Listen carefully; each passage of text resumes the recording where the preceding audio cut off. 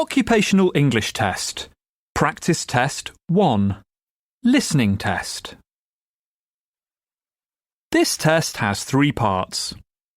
In each part, you'll hear a number of different extracts.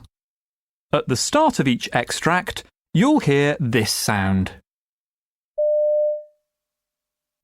You'll have time to read the questions before you hear each extract, and you'll hear each extract once only. Complete your answers as you listen. At the end of the test, you'll have 2 minutes to check your answers. Part A. In this part of the test, you'll hear 2 different extracts. In each extract, a health professional is talking to a patient. For questions 1 to 24, complete the notes with information you hear. Now look at the notes for extract 1.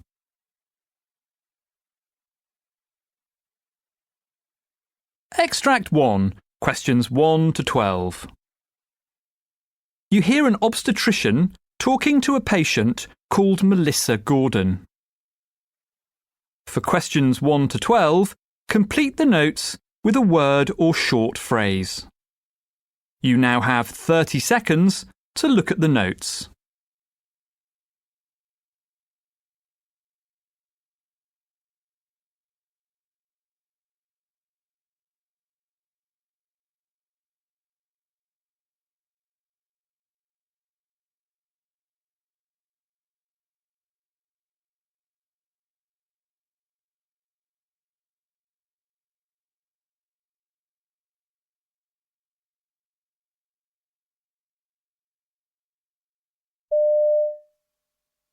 So this first meeting, Mrs. Gordon, is mainly a chance for you and I to get to know each other. I'll ask about your medical history, and this is also an opportunity for you to ask me any questions that you've got at this point. Sure. So some background. What kind of work do you do? I have a job at an engineering company. I'm a computer programmer. I currently do 4 days a week, but I hope to reduce that to 3 after my maternity leave. Ah, excellent. So tell me about your medical health. Do you have any conditions I should know about? Well, I have asthma attacks, but they don't happen often. I lost about 10 kilos and that certainly helped. I have an inhaler, but I hardly ever use it.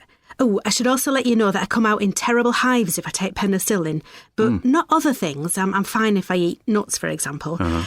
I have a fairly healthy lifestyle. I'm a vegetarian and I've never smoked. Good. I'm afraid I don't go to the gym or anything, but I walk to work and generally keep active. Oh, that's good. So this is your first pregnancy? No, I have a daughter called Ella. She's 3 now. Ah, and did everything go smoothly that time? There were no major problems during the pregnancy itself, but it took me quite a time to fall pregnant the first time. After having various tests, I was given some fertility drugs. Oh, what were they called? It's on the tip of my tongue. Never mind, it'll come back to me. This time, though, I didn't need any help. Oh, it's no problem. What about labour last time round? Oh, that was a nightmare. Though everything, thank goodness, worked out in the end. It was a breech birth. It looked as if I might have to have a caesarean, and I really didn't want that. I was pleased I managed without an epidural, too. They had to use forceps to get Ella out, but I didn't need any stitches, so that was okay. Unfortunately, though, I had some difficulties after the birth too. I was desperate to start breastfeeding, but that didn't work out. At least not until I was given some guidance by the midwife. OK. So can I ask you about the baby's father? Sure. That's my husband, Paul. There's something in his family history that I should tell you about, I think. His grandfather and father both had epilepsy, though he hasn't developed it himself. I'm not sure if that means his children have a greater chance of having it or not.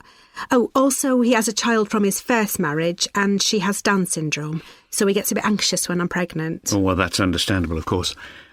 We can discuss various testing options if you like. You might want to consider amniocentesis, for example. But that carries a risk of miscarriage, doesn't it? I don't want to go for that.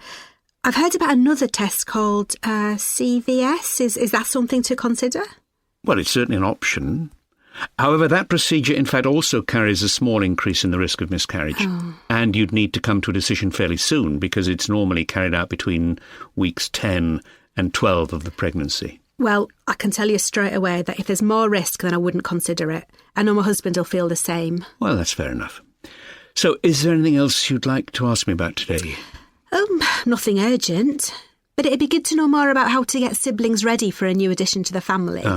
I want to make sure Ella doesn't feel threatened or replaced or anything. Well, there's a leaflet that many parents find helpful. Here we are. Have a look through that. Oh, thanks, that's great. I'm sure I'll have lots more questions at our next meeting.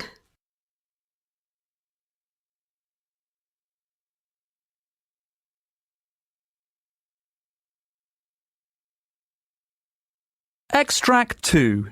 Questions 13 to 24. You hear a GP talking to a new patient called Mike Royce. For questions 13 to 24, complete the notes with a word or short phrase. You now have 30 seconds to look at the notes.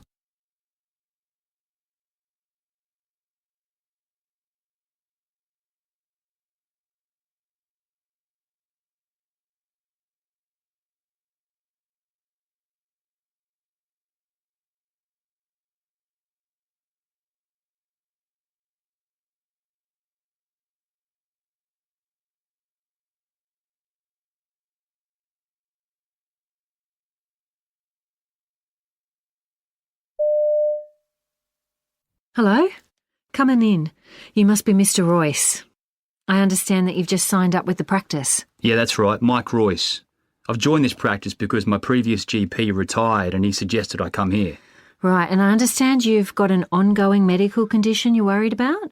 Perhaps you'd like to start by telling me about that. How did it start? Well, I suppose it started out as a really strong pain in my left knee. I think it's called the medial meniscus. Is that right? Mm-hmm.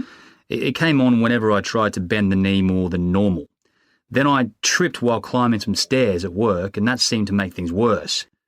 I started to get these very tender bumps all over the back of the knee. Right. They were very painful, even just lightly touching them. The doctor called them trigger points. Yeah, that's right. They're called that because pain frequently radiates out from them when touched. And how did that affect you day to day? Well, I went back to work after a week or so, but I was still having knee problems. I couldn't really squat properly or climb ladders. That's important in my job. I'm a painter, and I'm always having to get into awkward positions. Anyway, I kept going back to my old GP explaining that I still had severe pain whenever I tried to bend my knee. He gave me all these exercises to do, and I tried doing them. I really did. I made sure I did gentle stretches before I did anything more energetic, everything really. I tried resting like he told me. I used ice packs when it got sore, but nothing really worked. Right, I see.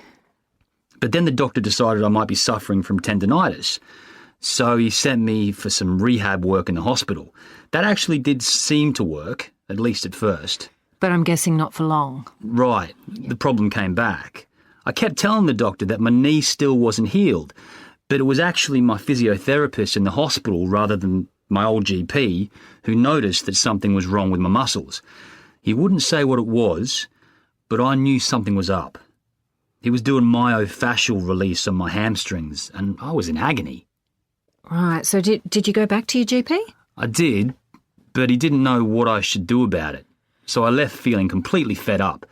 That's one of the reasons I decided to come here. Okay. I just feel like nobody's taking this seriously. I think it's affected my life in lots of other ways too. The worry's given me insomnia, for one thing. I don't think I have actual depression, but I certainly suffer from constant anxiety about when it's going to flare up. Is there anything that you're particularly worried you might have? Well, I've researched this pain I'm getting. To be honest, I'm convinced I've got fibromyalgia. Not just some simple muscle problem, because I fit most of the symptoms, and I've had pain absolutely everywhere.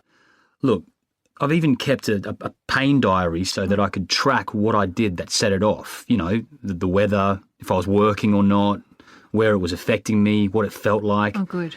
I figured out from this that it's usually in the same places that I mentioned earlier, plus some newish places too. My shoulders and elbows, and I know that my knee's actually one of the more tender points for it. What do you think? Look, I must say from what you've told me so far that I'm concerned enough to look into that possibility. So as a next step, we need to get you seen by a rheumatologist. This is a notoriously difficult condition to diagnose, as I'm sure you're aware, because so many of the symptoms overlap with other conditions too. I won't be happy to be proved right, but I'll certainly be glad to get some answers at long last.